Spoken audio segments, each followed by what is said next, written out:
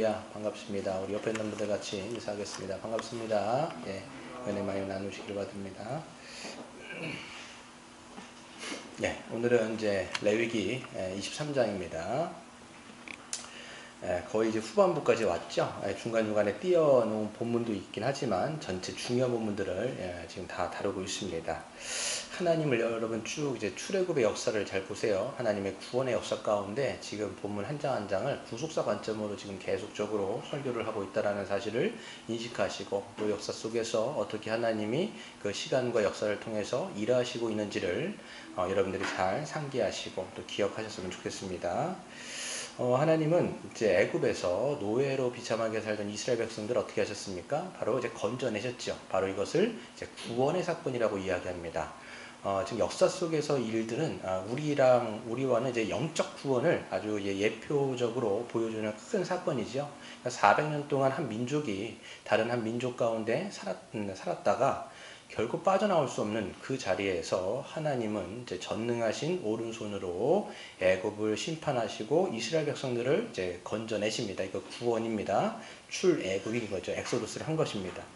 하나님은 왜 그들을 이제 건져내셨느냐? 바로 하나님의 언약 백성 삼으시기 위한 것이지요. 그래서 하나님은 언약을 기억하시고 모세라고 하는 지도자를 세우셔서 하나님은 그들을 건져내시고 그 다음에 이제 언약을 맺으십니다. 언약을 맺으시는 것을 어떻게 하느냐? 바로 이제 하나님이 이제 왕이시죠.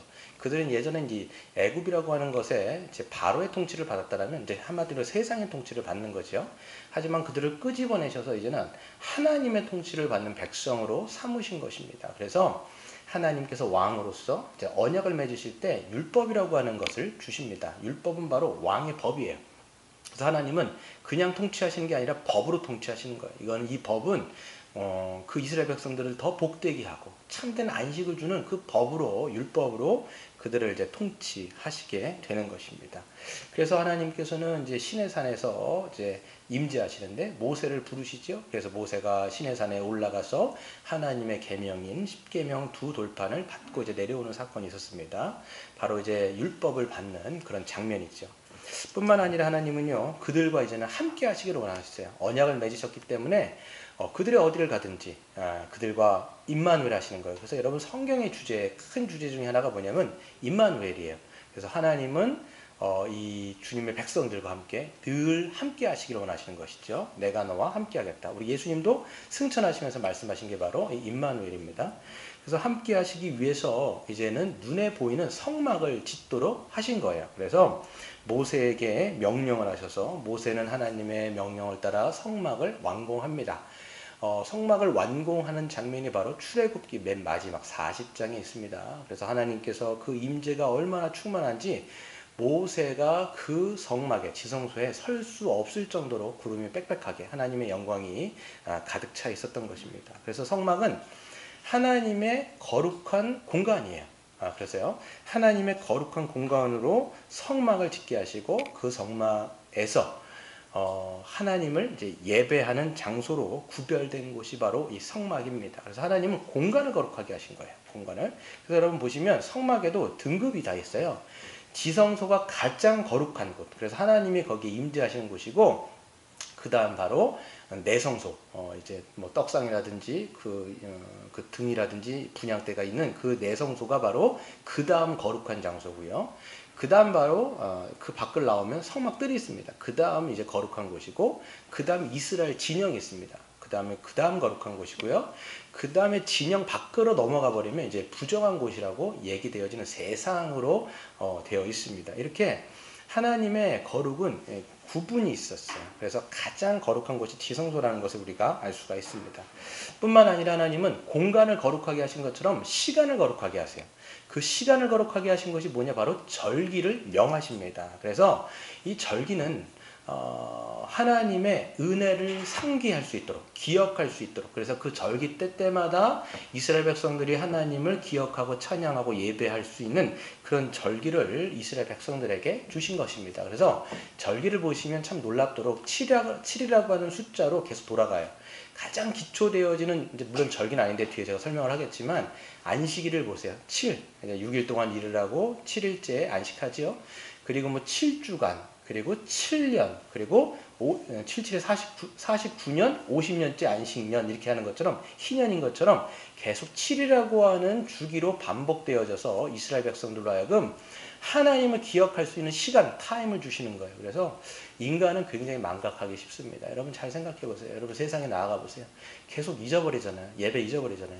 그래서 하나님은 자꾸만 이 안식일을 기억하게 하셔서 여러분으로 하여금 이 자리에 오게 하시고 예배하게 하시는 거예요. 아니면 여러분 자꾸만 세상에 떠돌면서 방황하면서 계속 기억하지 못하는 게 우리라고요. 그러니까 여러분 안식의 어떤 그 기념은 계속 하나님께서 우리를 위해서 신앙 까먹지 말라고, 믿음 까먹지 말라고. 여러분 이거를 잘 지키는 것이 여러분의 어떤 신앙에 있어서 굉장히 중요한 이제 동력이 되는 것입니다. 그래서 오늘은 공간의 거룩, 성막, 시간의 거룩, 절기. 구약에서 보면 이스라엘의 7대 절기가 있어요. 여러분 이제 구약의 절기를 여러분 보실 텐데 더 이상 신약의 성도들에게는 문자적으로 적용되지 않습니다. 왜 그렇습니까? 예수 그리스도 안에서 모든 절기들이 다 성취되었기 때문에 더 이상 우리는 문자적으로 지키지는 않습니다. 그래서 오늘은 어떻게 구약의 절기들이 그리스도 안에서 성취가 되었는지를 살펴보고 신약에서 그 절기들이 어떤 의미로 다시 태어났는지를 우리가 한번 살펴보는 그런 시간들이 은혜의 시간이 되었으면 좋겠습니다. 그래서 여러분 이제 예전에 보면 이제 여러분 뭐 맥추절이다 막 헌금 내세요. 좋아요. 괜찮습니다. 근데 맥추절을 지키려면 왜 여러분 이제 뭐 6월절이라든지 무교절은 안 지키세요? 그쵸? 보시면 기독교 안에 전통들이 뭐 남아있는데 제대로 모르면서 지켜요. 그냥 헌금 내는 날이구나 이렇게 해갖고 맥추절 막 지키고 있어요. 맥추절 지키려면 여러분 다 지켜야 돼요. 왜 딴 건 안 지키면서 그것만 지키냐고요. 목회자들도 그거에 대해서 온전하게 가르쳐주지 않았기 때문에 잘못된 전통 가운데 있는 것을 좀 보게 되어지는데 오늘 한번 제대로 한번 살펴보도록 할게요.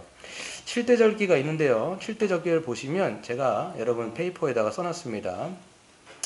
6월절과 무교절이 있습니다. 이제 6월절 무교절은요, 이제 떨어지지 않습니다. 거의 붙어 있습니다. 6월절은 1월 14일로 돼서 이제 애굽에서 해방된 날을 기념하여 지키는 절기가 바로 6월절입니다. 그리고 무교절은 6월절 바로 다음 날 1월 15일부터 21일까지 이제 누룩이 없는 무교라고 하면 뭐냐면 교가 없다는 얘기예요. 누룩이 없다라는 거죠. 그 무교를 먹으면서 일주일을 지내는 게 바로 무교절입니다. 그리고 이제 무교절 안에 초실절도 들어있어요. 1월 16일이죠. 이 초실절은 첫 수확한 보리 이삭을 한 단을 딱 잘라가지고 제단 앞에 하나님께 요제로 드리는 이 절기가 바로 초실절이에요. 그래서 이 보리 이삭이라는 걸 여러분 아셔야 돼요. 보리를 이제 수확한 거고요. 그 다음에 초실절로부터 이제 50일 후에 77절이 있습니다. 우리가 이거를 오순절이라는 말도 쓰고요. 맥추절이라는 말로 씁니다. 77절, 맥추절, 오순절 다 똑같은 얘기예요. 이거는 3월 6일 날 첫 수확한 밀을 갖다가 성전에 하나님 앞에 요제가 아니죠. 빵 2개를 하나님 앞에 구워다가 드리는 그런 날입니다. 이스라엘 백성들에게 있어서 근데 주식은요, 보리가 아니에요. 밀이 바로 주식이라는 것을 알 수가 있습니다. 그래서 이 77절까지가 바로 봄의 명절이에요. 봄에 지켜지는 명절이고 그 다음에 뒤에 나팔절, 속죄일, 초막절, 수장절 이것이 이제 가을에 지켜지는 명절입니다. 다 7월에 몰려 있어요. 그래서 7월달이 유대인들에게 있어서는 굉장히 중요한 달입니다. 그래서 7월 1일이 나팔절, 신년, 우리로 말하면 설날 같은 거예요. 그렇죠. 그래서 나팔절이 있고요. 그 다음에 속죄일 7월 10일 바로 민족적인 대회개 날 이거는 레위기 16장에서 제가 다루었습니다. 다시 다뤄볼게요. 그 다음에 초막절 다른 말로는 수장절 또 다른 말로는 장막절 이런 말을 쓰는데요. 이게 7월 15일부터 21일까지 이거는 출애굽 후에 하나님께서 광야에서 그들을 어떻게 지켜주셨는지 보호해 주셨는지를 기억하고 감사하는 절기가 바로 초막절과 수장절로 여겨집니다. 그래서 오늘은 봄의 절기까지만 다루겠습니다. 그래서 6월절부터 77절까지 다루고 다음 주에는 나팔절부터 초막절까지 한번 나누어서 살펴보도록 하겠습니다. 오늘 말씀을 보시면 23절 전체가 절기에 대해서 말씀을 하고 있는데 딱 먼저 절기를 이야기하는 것이 아니라 안식일부터 나오고 있습니다. 여러분 안식일을 기억하세요. 안식일은 절기가 아니에요. 절기가 아님에도 불구하고 가장 이스라엘 백성들의 삶의 리듬을 하나님께서 규정하신 것이 바로 안식일입니다. 그래서 안식일이 뭐예요? 6일 동안 열심히 일을 하고 일곱째 날에 하나님의 성회에 모여가지고 하나님을 예배하고 찬양하며 하나님의 은혜를 함께 기억하는 날이 바로 안식일입니다. 그래서 이거는 안식일은 하나님의 창조 때부터 규정되어 있었던 거예요. 창조. 여러분 보시면 하나님이 6일 동안 창조하시고 그 다음에 7일째 안식하셨죠. 바로 이제 안식일 규정이 창조 때부터 사실 있었습니다. 근데 이제 인간들이 죄를 범한 다음에 하나님은 그 안식일 규정을 어디다가 적용하냐면 이제 그 구원에다가 적용하시는 거예요. 그래서 우리는 이 안식일을 통해서 이제는 무엇을 할 수 있느냐면 하나님의 이 안식일 때마다 무엇을 기억해야 되냐면 하나님이 우리의 창조자가 되시며 우리의 구원주가 되신다라는 것을 기억하는 날이 바로 이제 안식일인 거예요. 이제는 우리가 이제 뭐 안식일이 아니라 주일을 지키는데 이 주일을 통해서 이게 주일이 이제 신약 백성들에게는 안식일이죠. 그래서 이 날을 통해서 여러분들 우리가 예배하면서 뭘 자꾸 기억하셔야 되냐면 우리를 창조하신 분이 누구신가? 또 우리의 삶을 주관하시는 분이 누구신가? 또 우리를 구원하셔서 우리의 삶을 복되게 인도하시는 분이 누구신가를 기억하는 게 바로 이제 안식일인 거예요. 이 주일날 지키시면서 예배하는 것을 통해서 하나님께 그렇게 영광을 올려드리는 것입니다. 그래서 여러분 이 안식일은 이 하나님의 언약 백성의 표지예요. 여러분 세상 사람들 보세요. 안식일 같은 거 없지요. 그냥 뭐 7일 동안 다 자기 날이에요. 자기가 멋대로 살아가고 자기 하고 싶은 건 다 하고 그리고 뭐 토요일까지 열심히 놀고 일요일날 뭐하고 놉니까? 밖에 또 나가고 산에서 들에서 그냥 마음껏 논단 말이에요. 그냥 노세 젊어서 노세 이런 식으로 하다가 이제 하나님 앞에 맨 마지막에 창조자이자 심판주이신 하나님 앞에 그때 쓸 때는 그때는 뭐 얄짤 없는 거죠. 그게 아니라 이제 이 신약 백성 하나님의 언약 백성은 누구냐면 열심히 우리가 5일, 6일 동안은 일을 하고 주일날 우리가 뭘 기억해야 되느냐 아까 말씀드린 것처럼 하나님을 기억하는 거예요. 그래서 이 안식일을 지키는 것, 주일을 제대로 지키는 것이 바로 언약 백성의 특징이에요. 다른 사람이 얘기하죠. 당신들은 뭔데 자꾸만 주일날 그렇게 기어 나가가지고 자꾸 교회를 가냐. 이렇게 얘기할 때 우리는 뭐냐면 우리 창조주 하나님을 예배하러 간다. 우리는 구원자 하나님을 예배하러 간다. 이렇게 이야기하는 거예요. 우리가 말은 하지 않지만 우리가 교회로 모이는 것 자체가 물론 지금 비대면이긴 하지만 우리가 가정에서 예배를 드리는 것 자체가 창조주와 구원주를 우리가 참되게 찬양하는 그런 어떻게 보면 복음을 우리의 삶의 모양으로 드러내는 방식이 바로 이 예배인 줄로 여러분 생각하셔야 돼요. 그래서 여러분 출애굽 16장을 보시면 하나님은 이스라엘 백성들을 건져내신 다음에 광야에서 생존할 수 있도록 매일의 만나를 약속하십니다. 그렇죠? 건져내셨어요? 건져내셨는데 광야예요. 광야이기 때문에 어떻게 해야 됩니까? 먹을 게 없잖아요. 사막 아니에요. 사막에서는 뭐 먹을 게 없으니까 하나님이 매일매일 만나와 메추라기로 그들을 먹이시고 입히신단 말이죠. 근데 이제 만나를 어느 정도를 주시냐면 딱 하루치만큼을 주시는 거예요. 그래서 하루치 긁어 모아가지고 먹을 수 있을 정도의 양을 주시는데 여섯째 날은 얼마큼 주시냐면 얼마큼 주세요. 여러분 뭐 머릿속에 생각나시죠? 갑절을 주시는 거예요. 곱절을 주셔가지고 다음날 안식일에 바깥에 나가서 일하지 않도록 하나님께서는 그 여섯째 날에 곱절을 주시는 것이죠. 그리고 7일째는 뭐 해야 돼요? 그들이 밖에 나가서 노동을 하는 것이 아니라 그냥 그날은 성회로 모여가지고 하나님을 예배하고 찬양하며 그렇게 하나님을 섬기는 날로 하나님은 제정하신 거예요. 그러니까 삶의 리듬을 계속 만들어주시는 거예요. 너희는 누구의 백성이냐? 누구의 자녀냐? 누구를 기억해야 되느냐? 계속 이렇게 말씀하여 주신단 말이에요. 근데 여러분 보세요. 이스라엘 그 출애굽기 16장을 읽어보면 이스라엘 백성들이 정신을 못 차립니다. 그래서 하루하루를 맨날 먹고 6일째에 갑절을 주세요. 갑절을 주셨는데 이걸 긁어 모았으면 다음날 안 나가야 되잖아요. 일을 하지 말아야 되잖아요. 근데도 밖에 나가서 긁어 모으려고 나가는데 당연히 하나님의 만나가 없지요. 빈손으로 돌아오는 거예요. 왜 그랬을까요? 하나님에 대한 믿음이 없는 거예요. 하나님이 이제는 아버지가 되셔서 우리의 인생을 책임져 주시고 이제는 하늘 아버지께서 우리가 무엇을 먹을까 마실까 입을까를 다 책임져 주셔서 그런 것을 주신다라는 그런 믿음이 없는 거지요. 그러니까 또 자기의 힘으로 그냥 악착같이 모아야 내가 생존할 수 있다는 것을 그런 강박에 사로잡히는 거예요. 왜 그랬을까요? 400년 동안 그들은요. 애굽에서 하나님 없는 생활을 했거든요. 그러니까 믿음이 없는 생활을 하다 보니까 이게 몸에 그냥 뼛속까지 바뀐 거예요.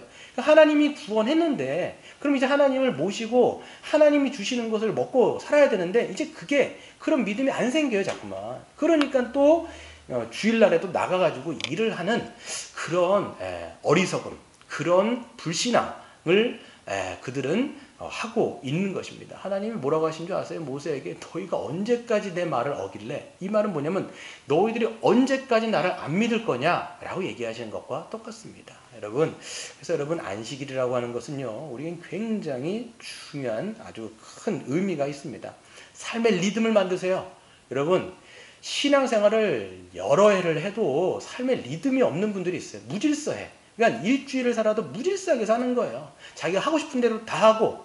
그러니까 여러분 하나님은 이 리듬을 자꾸만 만드시기를 원하는 거예요. 그러니까 여러분 이 리듬을요. 어렸을 때부터 형성하지 않으면 하나님을 예배하고 찬양하는 게 몸에 습관이 안 돼 있어요. 그러니까 이게 리듬이 안 돼 있는 거예요. 그래서 하나님이 이런 삶의 리듬을 통해서 우리에게 습관을 그러니까 연습과 훈련을 통해서 습관을 만들라고 얘기하시는 거거든요. 그것을 통해서 이 몸 자체가 하나님을 예배하도록 우리의 삶의 리듬을 주관하시는 건데 이게 몸에 배야 돼요. 예. 이걸 여러분 이게 훈련하는 거죠. 그러니까 우리가 하도 망각을 하다 보니까 수요 예배도 하는 거고 또 망각하니까 여러분 금요 철야도 하는 거고 또 안 되니까 주일날도 모이는 거고 이렇게 하는 거 아닙니까? 그래서 하나님이 이제 이스라엘 백성들에게 안식일 규정을 주신 궁극적인 목적은 뭐냐라고 얘기했을 때 이 안식일을 삶의 리듬도 하나님께서 만드시는 것도 있지만 궁극적인 목적은 뭐냐면 안식일 규정을 구약에게 주신 목적은 바로 참된 안식을 주시는 분이 누군지를 알려주시는 거예요. 오직 참된 안식은 여호와 하나님이심을 우리에게 알게 하시는 그런 부분이 있습니다. 하지만 여러분 안식은요. 뭐가 해결되지 않으면 얻을 수 없냐면 죄의 문제가 해결되지 않으면 결코 누릴 수 없는 게 안식이에요. 그렇기 때문에 안식일은 참된 안식일을 주시는 하나님의 메시아를 소망하게 합니다. 하나님은 때가 참에 예수 그리스도, 메시아이신 예수 그리스도를 이 땅에 보내셨습니다. 즉 안식일에 성취이신 예수님이 오신 거예요. 하지만 유대인들은 그 실체를 보지 못하고 여전히 안식일 규정에 갇혀 있었습니다. 그래서 예수님이 오셨으면 그 안식일의 본체가 오신 거거든요. 그림자는 이제 안식일이라고 하는 규정이었어요. 구약에서는. 근데 그 본체가 오셨으면 그 본체를 통해서 참된 안식을 누리는 게 하나님이 의도하신 거예요. 왜 그러냐면 예수님이 죄의 문제를 완전히 해방시키시고 우리에게 진짜 안식을 주시는 분이잖아요. 그러니까 예수님은 나에게 오라, 나를 믿어라, 나를 믿는 자는 죄를 용서함 받고 내가 주는 참된 안식을 너희는 누릴 거다 라고 말씀하신 거예요. 그래서 수고하고 무거운 짐진 자들아, 이 얘기할 때 이 짐은 뭐냐면 죄의 짐이거든요. 여러분 그 철로역정에서 보면 크리스찬이라고 하는 주인공이 나오잖아요. 그 크리스찬이 등에다가 뭘 메고 있죠? 짐을, 굉장히 무거운 등짐을 메고 있단 말이에요. 그게 뭐냐면 죄의 짐이에요. 어떻게 해서든지 안 떨어지는 거예요. 이게 떨어뜨릴래야 안 떨어뜨리는 거예요.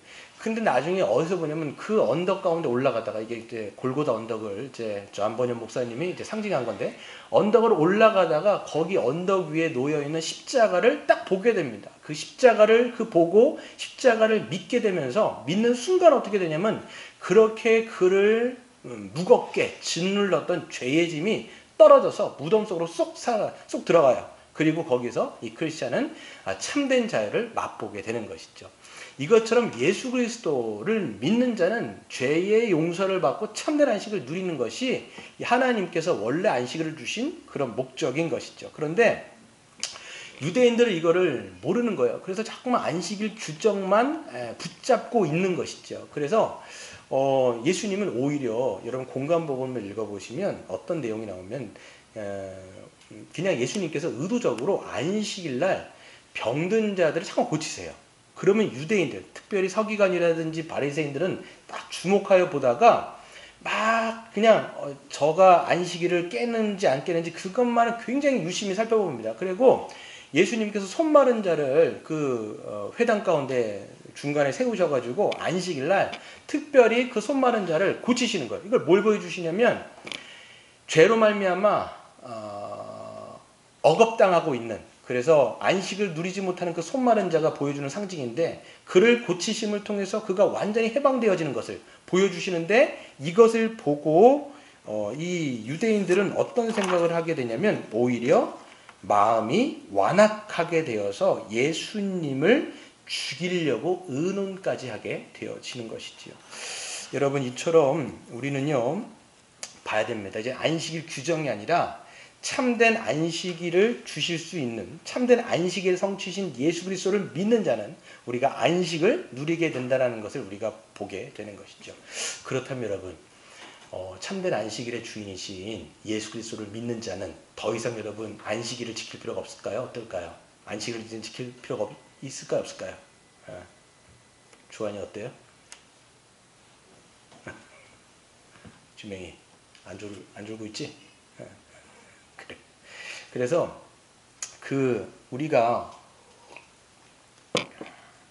예수님께서 모든 것에 안식을 성취하셨습니다. 그렇기 때문에 이제는 더 이상 안식일이라는 게 없어요. 사실 모든 날이 주의 날입니다.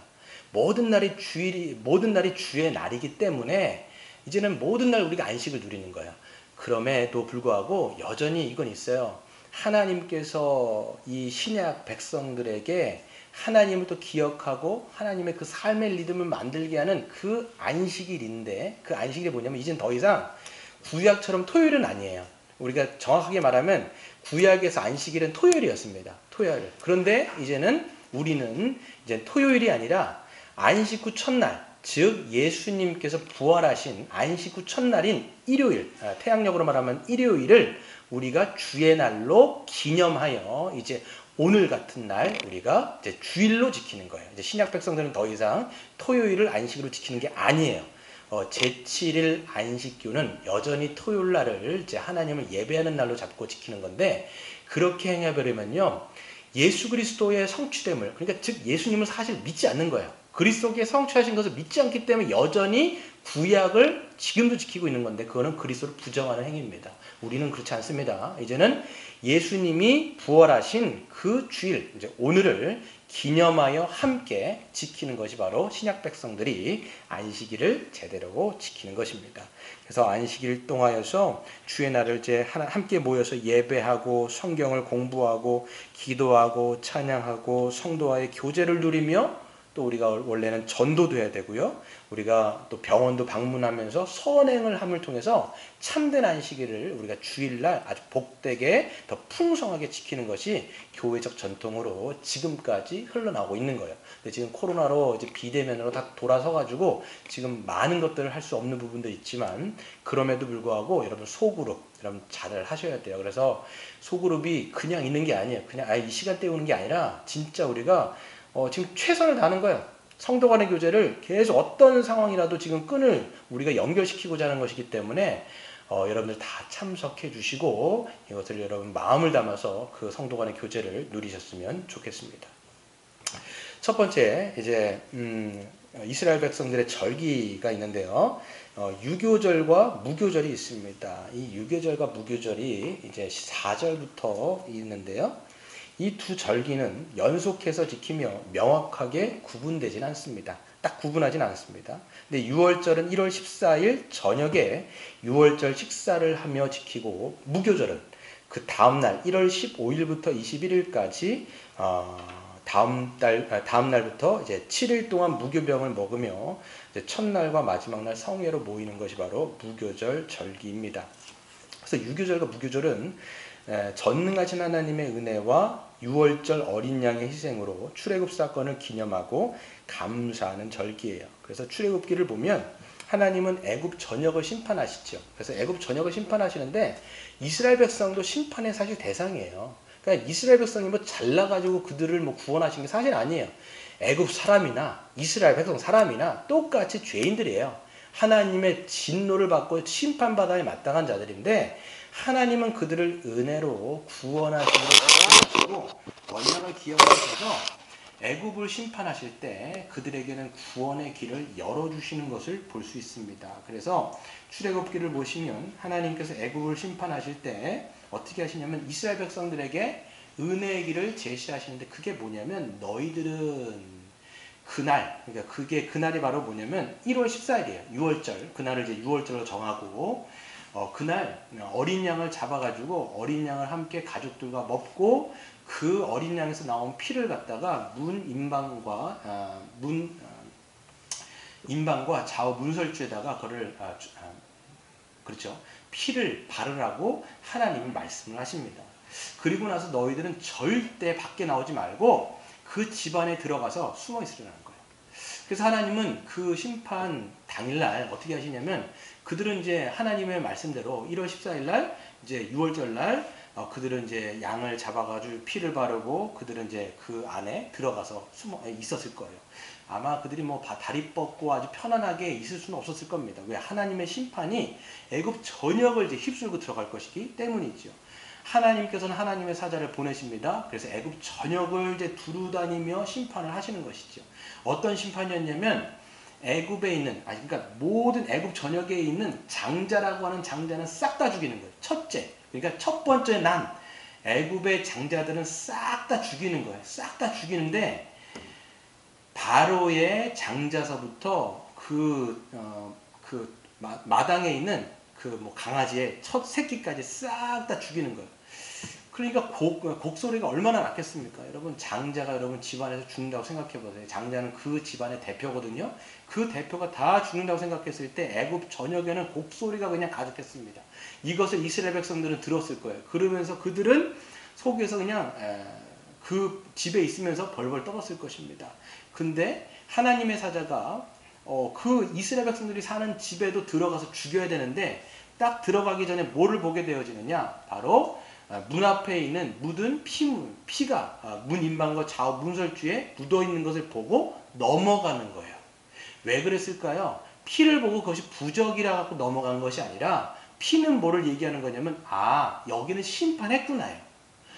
여기는 이미 하나님의 심판으로 피가 죽음이 있구나. 여기는 심판이 되었기 때문에 이제는 넘어가도 되는구나 라고 넘어간 게 바로 유월절. 그래서 우리가 영어로 패스오버라고 이야기를 하는 겁니다. 그래서 이들은 이렇게 이 유월절을 통해서 이제 하나님의 구원의 은혜를 받고 영원토록 그 절기를 너희는 이제 나를 기억하면서 출애굽을 기억하면서 지킬 것을 말씀하십니다.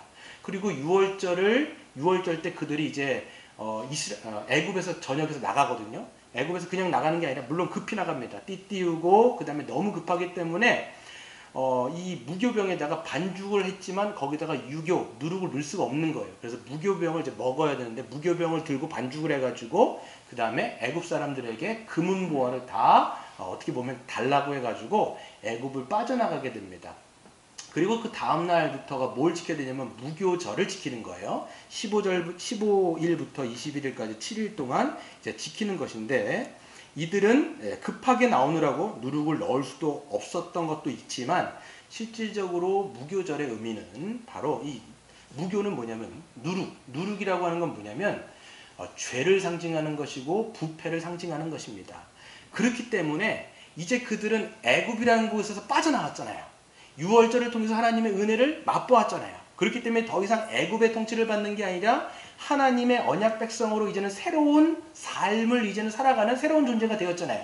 그렇기 때문에 이 애굽의 잔재가 아니라 죄와 부패가 아니라 그것이 없는 완전히 순전한 그 떡을 상징하는 무교병을 먹으면서 자신들이 어떤 존재인지를 기억하라 라고 하나님께서는 무교절을 허락하시고 무교병을 먹으라고 말씀을 하신 것입니다. 그렇기 때문에 유교절과 무교절은 하나님의 구원의 은혜를 생각하며 자신이 어떤 존재가 되었는지를 기억하도록 하나님께서는 허락하신 절기가 바로 유교절과 무교절인 것이죠. 그렇다면 여러분 신약의 성도들에게 유월절은 무교절은 어떤 의미가 있을까요? 여러분 더 이상 우리는 유월절과 무교절을 지키지 않습니다. 이것도 마찬가지로 예수 그리스도 안에서 십자가의 은혜로 모든 것이 다 성취되었기 때문에 우리는 더 이상 유월절을 지키지 않습니다. 예수님이 잡히시던 날 밤, 그날이 어떤 날이에요? 여러분, 예수님이 잡히시던 날이 언제예요? 바로 6월절입니다. 1월 14일이죠. 그래서 보시면 마가복음 14장 12절에 보시면 무교절의 첫날, 즉 6월절 양 잡는 날에 제자들이 예수께 여짜오되 우리가 어디로 가서 선생님께서 6월절 음식을 잡수시게 준비하기를 원하시나이까 하며. 그러니까 6월절 날인가요? 이 날이. 그러니까 이제 예수님도 제자들하고 이제 6월절을 지키셔야 되잖아요. 그렇죠? 6월절을 지키셔야 되니까 제자들이 고민하는 거예요. 아, 어떻게 우리 선생님을 6월절 음식을 함께 잡수시게 할까? 이렇게 고민하고 있는데 예수님이 말씀하십니다.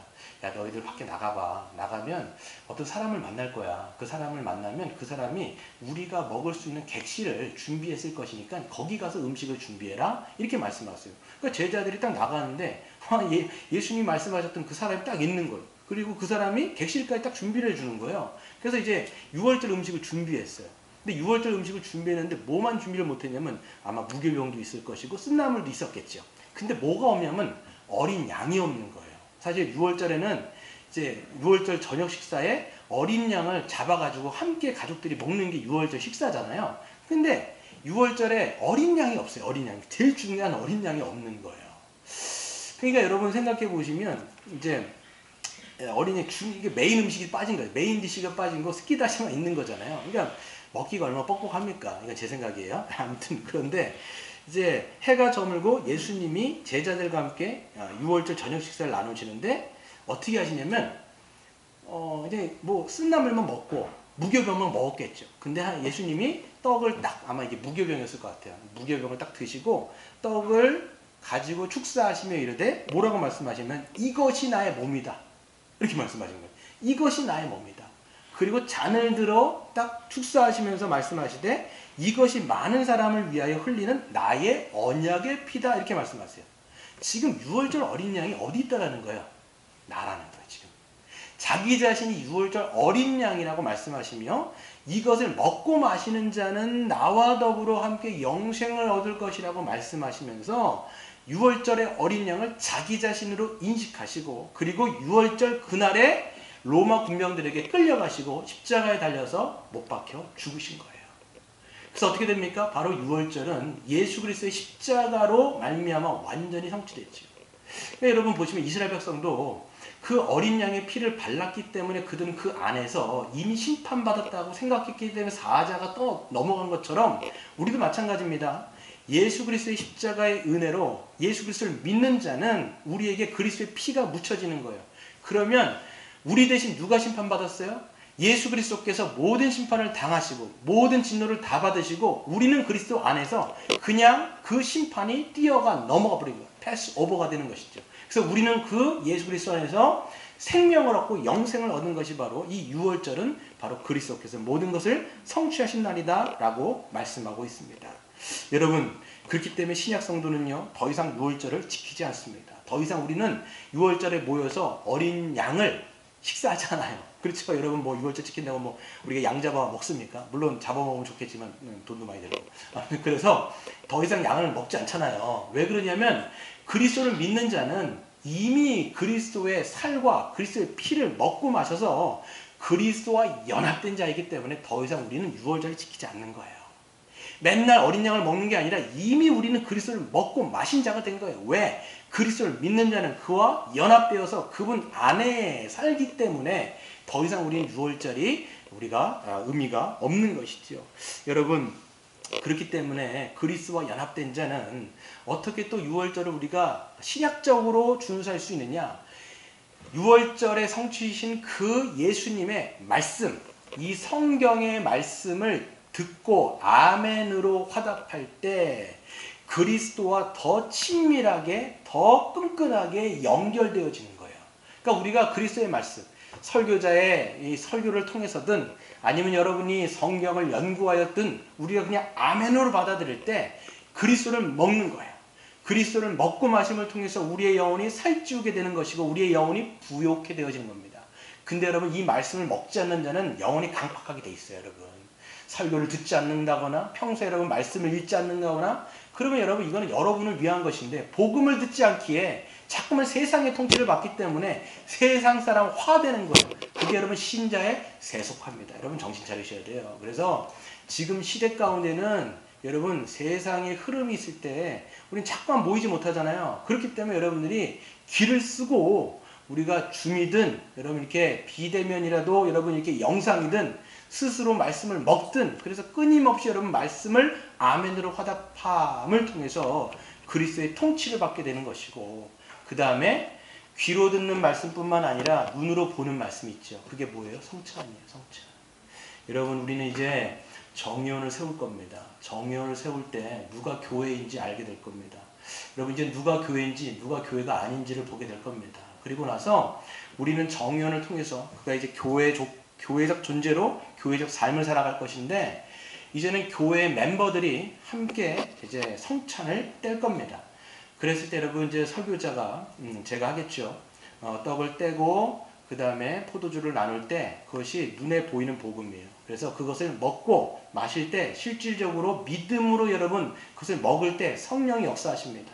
그래서 그것을 믿음으로 받을 때 그것은 우리의 영혼을 살찌게 한다라고 여러분 칼빈이 이야기했어요. 그래서 여러분 우리는 그 성찬을 통해서 듣는 복음도 마찬가지지만 보는 복음을 통해서 이 교회는 점점 영혼이 살쪄지게 되는 것이고 더 풍성함과 풍요함을 누리게 되는 거예요. 그래서 교회는 본질이 뭐냐? 순전한 복음을 전하는 것이 교회의 아주 사명이고요.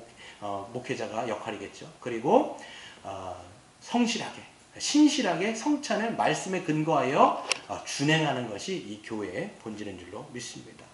무교절도 마찬가지입니다. 무교절이 뭡니까? 예수 그리스도로 말미암아 그분의 은혜로 말미암아 우리가 이제는 새롭게 되었지요. 이스라엘 백성들은 이제는 무교병을 먹으면서 자신들의 존재, 새롭게 되어진 존재를 직감했던 것처럼 이제는 우리가 무교병을 먹지 않더라도 뭐예요? 그리스도 안에 연합되어 있으면 우리는 새로운 피조물이라 이전 것은 지나갔으니 보라 새 것이 되었도다. 할렐루야. 여러분 우리는요 그리스도 안에서 그분의 완전한 의를 덧입은 그런 완전한 자들입니다. 하나님 보시기에 우리는 순전한 자요 완전한 의인이에요. 죄인이지만 그리스도의 의를 덧입었기 때문에 우리는 이제는 의인이라고 우리는 확신하고 믿는 것이죠. 그렇기 때문에 여러분 우리가 무교절을 지키는 것이 아니라 무교병을 먹으면서 우리의 정체성을 확인하는 것이 아니라 날마다 복음을 듣고 여러분이 그리스도 안에서 내가 누구냐, 나는 새로운 존재가 되었구나, 나는 하나님 앞에서 의인이구나, 이것을 여러분 확실히 믿는 것 자체가 무교절을 지키는 거예요. 그래서 여러분 고린도전서 5장 7절부터 8절에 보시면 이렇게 되어 있습니다. 너희가 누룩 없는 자인데, 이게 너희가 무교병이다 이렇게 얘기하는 거예요. 너희 자체가 누룩 없는 자인데 새 덩어리가 되기 위하여 묵은 누룩을 내어버리라. 이게 뭐냐면 너희는 이제 세상에서 건진받은 자 아니냐. 이제는 세상에 대해서 너희가 십자가에 못 박히고 너희가 세상에 대해서 못 박히지 않았냐. 사도 바울 얘기거든요. 우리가 세상에 대해서 세상이 우리에 대해서 십자가에 못 박혔다. 이게 뭐냐면 서로 상관없다는 얘기예요. 서로가 서로에 대해서 죽었다는 얘기예요. 근데 왜 너희가 세상의 통치를 받아? 이거예요. 그러니까 너희가 애굽에서부터 벗어났으면 이제 애굽의 잔재가 없는 거예요. 근데 왜 자꾸만 여러분 세상의 잔재대로 사냐고요. 예. 그러니까 왜 자꾸만 애굽으로 돌아가려고 하냐고요. 왜 애굽의 문화와 문명을 사랑하냐고요. 왜 자꾸만 우리가 죄의 본성을 따라 살려고 하냐고요. 왜 세상의 통치를 받으며 살려고 하냐고요. 우리는 건진받았더라면 이제는 새로운 누룩이 되었더라면 새로운 은혜 가운데 살아가는 것이 신자의 마땅한 반대. 사도 바울이 얘기하잖아요. 묵은 누룩 버리라는 거예요. 묵은 누룩을 버리라는 거예요. 여러분 삶 속에 그런 습관들, 그런 여러분 안에 몸에 박혀있는 그런 죄성들 버리라는 거예요. 여러분 하나님 앞에 우리가 거룩하게 살아가는 것은 오직 순전함과 진실함의 떡, 즉 여러분이 거룩한 삶으로 살아갈 때 실질적으로 우리가 무교절을 믿음으로 지키는 것이 되는 것입니다. 두 번째로 우리 초실절입니다. 초실절인데요. 초실절은 이제 한자 그대로 맨 처음 열매를 맺는 절기인데요. 초실절은 봄에 이제 보리를 추수하면 그 곡물의 첫 이삭 한 단을 하나님께 바치는 절기입니다. 그래서 초실절은 1월 16일로 무교절 중간에 있어요. 그래서 초실절은 모든 곡식의 추수는 하나님이 주신 선물임을 고백하며 감사하는 절기가 바로 초실절입니다. 그래서 초실절은 광야에서는 지킬 수가 없어요. 가나안 땅, 약속의 땅 가나안 땅에 들어가서야 비로소 지킬 수 있는 절기입니다. 그게 10절에 나와 있는데요. 그래서 이스라엘 백성들은 가나안에서 농사를 이제 짓게 될 것이고 추수할 때 가장 먼저 연근 곡식의 이삭 한 단을 딱 잘라요. 이 정도, 한 아름 정도를 이삭 한 단을 딱 잘라갖고 이것을 제사장에게 갖고 가면 제사장은 이것을 하나님 앞에 요제는 흔들어서 하나님 앞에 올려 드리는 제사입니다. 이와 더불어 이제 흠없는 순양을 번제로, 또 기름 섞은 고운 가루, 그 다음에 전제물 포도주 4분의 1을 같이 바칩니다. 그리고 이 제사를 다 마친 후에야 하나님께 그래서 첫 곡식, 즉 이거는 이제 보리예요. 보리 이삭을 가장 먼저 추수한 이삭을 하나님께 바친 다음에 그 남은 것들을 이제 함께 음식을 만들어서 먹는 그런 절기가 바로 이제 초실절입니다. 그래서 초실절은 이제 보리의 수확이고요. 초실절에서 50일 후에 이제 밀 수확을 합니다. 보리와 밀을요 같이 사실 씨를 뿌리는데 이게 수확하는 시간이 달라요. 그렇기 때문에 보리를 먼저 추수한 다음에 50일 정도 후에 이제 이 밀을 수확합니다. 근데 이스라엘 백성들에게 있어서 메인 주식은 보리가 아니라 밀입니다. 밀을 요거 수확을 하는 것이죠. 그래서 여러분 이 초실절에 기인한 게 아마 이제 기독교 전통에도 좀 남아 있는 것 같아요. 그래서 예전에 어른들 보시면 자기가 이제 월급을 받았어요. 월급을 받으면 어떻게 합니까? 이제 그 첫 월급을 하나님께 이제 드린다거나 이게 다 이제 초실절에 기인하는 사실 이제 그런 전통들이었던 것 같아요. 그래서 뭐 농사를 짓는다 그러면 또 계란을 양계장을 한다 그러면 이제 어떤 목사님께서 양계장을 딱 했는데 이제 쌍알이 나온 거예요. 이제 나온 거죠. 이거를 이제 어머니가 이제 갖다 드리라고 얘기하는 것이죠. 전도사님한테. 근데 그 목사님이 이제 어렸을 때 마음 가운데 어떤 생각이냐면 이거 우리가 먹어야 되는데 왜 전도사님을 갖다 드리려고 하는가. 그래서 마음속에 좀 그런 이제 안 좋은 마음을 갖고 전도사님이 갖다 드렸다라는 그런 이야기를 하시더라고요. 이런 것처럼 초실절에 이런 이제 전통들이 예전에는 이제 있었던 것이죠. 이제 구약의 모든 절기가 예수 그리스도의 사역으로 성취된 것처럼 마찬가지예요. 유월절, 무교절이 예수님의 십자가의 죽음으로 성취된 것처럼 초실절도 무엇으로 성취됐냐면 예수님의 부활로 성취가 되었습니다.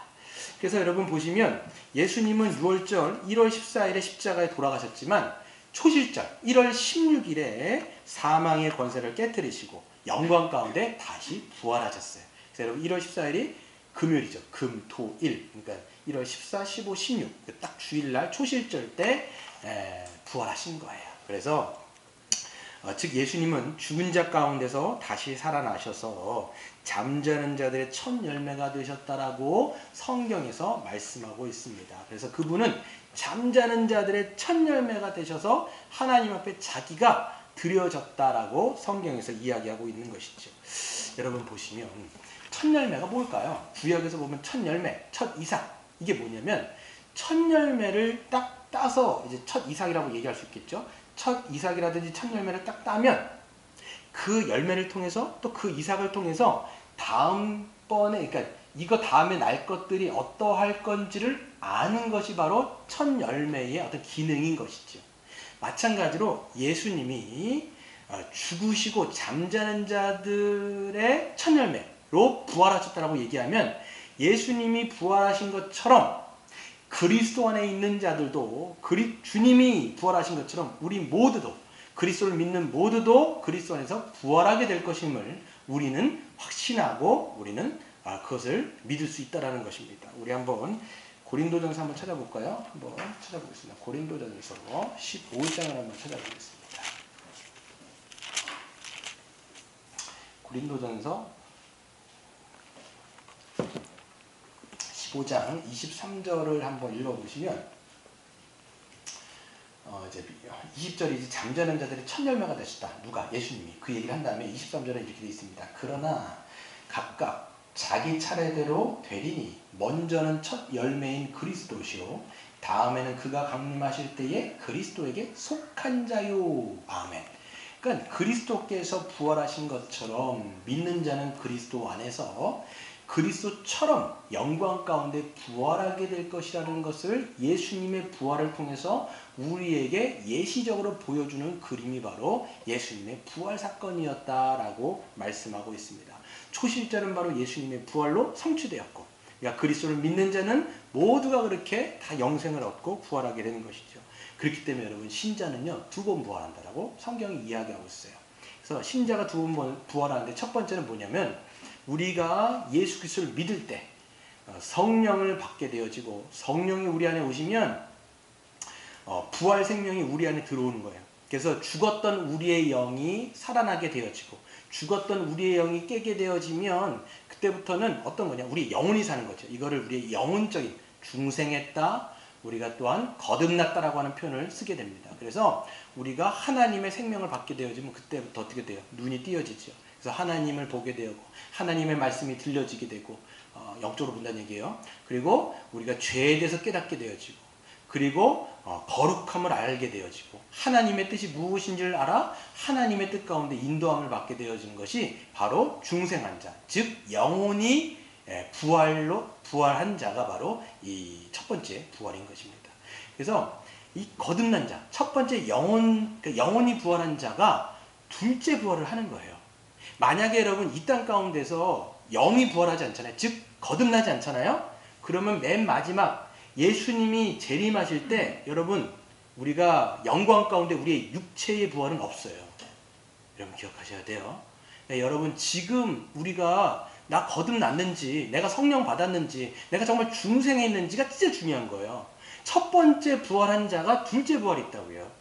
그래서 예수님이 다시 오실 때 우리가 만약에 죽는다 할지라도 하나님께서는 이 죽은 자들을 다시 일으키셔서 우리의 육체가 부활하게 되어지고, 우리의 영이 완전히 새롭게 되어져 갖고 하나님이 완성하실 새하늘과 새 땅 가운데 들어가기에 가장 합당한 몸으로 우리의 몸이 변케 되어질 것이 바로 두 번째 부활인 겁니다. 그때는 어떤 몸이에요? 더 이상 아픔도 없죠. 더 이상 고통도 없습니다. 더 이상 질병도 없어요. 더 이상 죽지 않는 강한 몸, 신령한 몸, 그런 강한 몸으로, 고린도서 15장에 보면 그런 몸으로 완전히 변화되는 것이죠. 제가 토요일날, 금요일날 몸이 아프니까 죽겠더라고. 보니까 이게 죽었으면 좋겠다. 농담이에요. 그런 생각이 들 정도로 막 좀 아프니까 몸이 안 좋더라고. 그러니까 더 이상 그런 아프지 않고, 더 이상 고통이 없고, 더 이상 죽지 않는 몸으로 완전히 변케 되어서 우리가 환골탈태하는 그런 몸으로 바뀌게 되어지는 것을 우리가 소망하게 되어지는 겁니다. 그렇기 때문에 이 초실절도 누구를 통해서? 그리스도의 부활로 말미암아 성취되었고, 그리스도를 믿는 자들은 그분 안에서 영적인 부활, 육체적인 부활, 이것을 하게 되는 것입니다. 그렇기 때문에 여러분, 초실절을 우리가 지킨다라고 하는 것은 이제 첫 번째 제물을 우리가 하나님께 드린다, 뭐 이게 아니라, 초실절을 여러분 우리가 신약에서 지킨다라고 하는 것은 우리가 부활 소망을 갖는다는 얘기예요. 우리의 영이 부활했으면 이제 육체도 부활하게 될 것 아니에요? 예수님이 다시 오시면 이런 뭐 코로나고 뭐고, 코로나고 뭐 하여튼 뭐 이런 것도 다 없어지는 거죠. 모든 이 세상의 죄는 다 없어지고, 모든 악의는 다 하나님이 심판하시고, 이 세상의 새하늘과 새 땅을 도래하고, 우리의 몸도 완전히 새롭게 되어져서 더 이상 아프지 않고 고통이 없고 죽지 않는 그런 몸으로 이제 그 새하늘과 새 땅에 들어갈 거 아니에요. 여러분, 정말 그런 나라, 불의가 없고 악이 없고 죄와 사망이 없는 완전한 공의와 완전한 사랑이 있는 그런 나라만 정말 여러분 있다라고 진짜로 확신한다면, 그런 나라 여러분 가보고 싶지 않습니까? 꼭 여러분 그 나라 가고 싶지 않아요? 그러니까 성경에서 뭐라고 얘기하냐면, 그런 나라가 있다라면 자기가 집에 가갖고 모든 가산을 다 팔아서라도 그거 산다라는 얘기를 그래서 하는 거예요. 재림 때 여러분 그런 나라가 진짜 여러분 우리가 확신한다라면, 이 땅 가운데서 우리가 그리스도를 위해서 자기가 모든 희생도 정말 다 할 수 있는 거예요. 오늘 우리 주일학교 애들 보니까 오늘 제자도 얘기하더라고. 비용계산 얘기하더라고. 보니까 비용계산하는 거예요. 그리스도를 믿고 따라갔을 때 우리에게 주어지는 영생, 그게 여러분 확실하게 있다는 거 안다라면 우리가 그리스도를 위해서 따라가는 그런 희생들은 작아 보이는 거예요. 그렇기 때문에 이것이 커 보이고, 그래서 우리가 그리스도를 위해서 살아가는 것이죠. 여러분, 근데 신약의 성도들이라고 할지라도 이 부활의 소망이 없는 사람들이 있어요. 이게 없으면 어떤 문제들이 발생하느냐, 이 부활의 영광을 소망하지 않으면 자꾸만 이 땅에 목이 메여요. 이 땅이 다라고 생각합니다. 그래서 이 땅이 다라고 생각하면 뭐라고 어떻게 하냐면 세상 사람 똑같죠. 세상 사람들이 왜 자꾸만 이 안에서 아방궁을 짓고 여기에서 잘 먹고 잘 살려고 해요. 내세가 없다고 생각하기 때문이에요. 내세가 없기 때문에 노세는 것을 잘못해서 노세. 살았을 때 놀아야지 죽으면 끝나는 거 아니에요. 그러니까 여기서 그토록 애를 쓰면서 여기서 자기의 아방궁을 그냥 쫙 올리는 거예요. 이거에 혈안이 되는 거죠. 근데 여러분 성경을 다 읽어보세요. 여러분 히브리서 11장 같은데 믿음장을 보시면 진짜 자기의 본향이 있다라고 생각하는 성도들은 이 땅 가운데 나그네요. 이 땅 가운데서는 그냥 거류자로서 살아간다라고 이야기합니다. 여러분 초실절은 바로 부활 소망을 우리가 믿으며 살아가는 것이죠. 마지막으로 우리 세 번째는 77절입니다. 77절인데요. 77절은 시간으로 보면 초실절부터 7주, 그러니까 77에 49죠. 49일, 그러니까 7주면 7번의 안식일을 지난 다음에 50일째 되는 날 첫 수확한 밀로 빵 2개를 만들어 하나님께 드리는 절기예요. 초실절은 보리, 그 다음에 77절은 밀 수확인데 그것이 바로 50일째에 77절을 하는 것이죠. 그래서 77절은 다른 성경에 보면 맥추절이다 라고 이야기하기도 하고요. 그 다음에 중간기서부터 그러니까 말라기 이후에 예수님 오실 그 당시까지 이 77절을 뭐라고 불렀냐면 오순절이라는 말로 바꿔서 부르기 시작합니다. 그래서 사도행전 2장을 보시면 77절이라는 말이 아니라 오순절로 그래서 바뀌어 있는 거예요. 그래서 77절에는 추수한 밀로 빵 2개를 만들어 하나님께 요제로 드리고요. 그 다음에 번제, 화목제, 속죄제 이렇게 다 드리면서 하나님 앞에 올리는 제사가 바로 77절의 절기입니다. 77절과 마찬가지로 초실절과 마찬가지로 하나님이 주신 것에 감사하는 절기고요. 이 절기를 지킬 때 하나님이 주신 것을 이웃과 함께 나누는 율법도 함께 지키는 것이 중요합니다. 그래서 우리가 읽었던 것처럼 22절에 보세요. 77절을 지킬 때 너희 땅의 곡물을 벨 때에 밤 모퉁이까지 다 베지 말며 떨어진 것을 줍지 말고 그것을 가난한 사람과 거리민을 위하여 남겨두라. 나는 너희 하나님이 됨이라 라고 말씀하시지 않습니까? 그러니까 여러분 율법 안에 계속 여러분 내재되어 있는 게 뭐냐면 가난한 사람들 이 사람과 함께 나누도록 하는 것이 바로 또 77절 안에 스며들어가 있는 율법인 것입니다. 그래서 보시면 6월절은 이제 예수님의 십자가의 죽음으로 성취되었고 초실절은 뭐라고요? 예수님의 부활로 성취되었고 그 다음에 77절은 무엇로 성취되었을까요? 바로 예수님께서 십자가에서 죽으시고 부활하시고 승천하시고 그 다음에 성령을 보내주심을 통해서 이 77절은 성취가 됩니다. 오순절은 성취가 되는 것이죠. 잘 보세요. 예수님이 부활하신 다음에 50일째 되는 때에 성령이 오신 거예요. 딱 맞죠? 여러분 신약과 구약은 그렇게 되면 거의가 아니라 딱 여러분 아구가 맞습니다. 여러분. 그래서 보시면 그래서 50일 후에 성령을 보내주셔서 성취가 되고요. 예수님이 부활하시고 50일 후에 성령이 오셨을 때 교회가 탄생을 합니다. 그래서 오순절 성령강림이라고 우리가 이야기하지요. 기독교 교회력을 그래서 보면 성령강림절을 우리가 지키는 것입니다. 사도행전 제가 그냥 읽어드릴게요. 2장 1절부터 4절 읽어보시면 오순절 날이 이미 이름에 그들이 다 같이 한 곳에 모였더니 호련히 하늘로부터 급하고 강한 바람과 같은 소리가 있어 그들이 앉은 온 집에 가득하며 마치 불의 혀처럼 갈라지는 것들이 그들에게 보여 각 사람 위에 하나씩 임하여 있더니 그들이 다 성령의 충만함을 받고 성령이 말하게 하심을 따라 다른 언어들로 말하기를 시작하니라. 아멘. 여러분 오순절 성령 강림을 통해서 어떻게 됩니까? 모든 사람들 120명의 그 문도들이 성령을 다 받고 그 다음에 교회가 탄생되어지고 이제는 새 언약 백성들이 창조되어지는 그 역사적인 사건이 바로 이 오순절 77절 때 일어난 날인 것을 보게 되어집니다. 여러분 실질적으로 더 놀라운 거는요. 이 77절, 이 오순절은요. 뭐랑 여러분 연관되어 있는 사실 절기냐면 지금도 전통적인 유대인들은요. 이 77절이 바로 모세가 이제 출애굽한 다음에 모세가 10계명을 받으러 시내산에 올라간 그 절기를 지금 77절로 지키고 있습니다. 그러니까 출애굽한 다음에 7주가 있어서 거의 이제 시내산에 올라간 것이죠. 그러니까 구약의 이스라엘 백성들에게 율법을 받은 날이죠. 근데 어떻게 돼요? 율법을 못 지켰어요, 그들이. 그렇기 때문에 그들이 율법에 순종하지 못하여 결국은 실패하고 역사 가운데 사라졌는데, 하나님은 이제는 어떻게 합니까? 아예 율법을 우리의 마음속에 박아버린 거예요. 성령을 주셔서 완전히 박아버렸는데, 그게 뭐예요? 오순절 성령인 거예요. 77절 오순절, 이때 어떻게 합니까? 예수님이 부활하셔서 50일 후에 성령을 보내셔서 이 오순절을 통해서 이제는 구약의 옛 언약 백성이 아니라 새 언약 백성, 이제는 율법을 마음에 심어서 이제는 그 율법대로 살아가며 주님의 뜻 가운데 기쁨으로 살아갈 수 있는 그냥 그런 새 언약 백성을 창조하신 그 바로 날이 바로 오순절 77절이라고 말씀드릴 수가 있습니다. 여러분, 그렇기 때문에 이제는 어떻습니까? 77절을 지킨다고 하는 것은 이제는 믿음으로 바라보는 거예요. 이제 교회가 두 번째 첫 열매예요. 예수님이 부활의 첫 열매가 되시고 교회가 또 첫 열매, 두 번째 첫 열매가 되는 겁니다. 하나님이 우리에게 주신 교회를 이제는 인정하고 믿어야 돼요.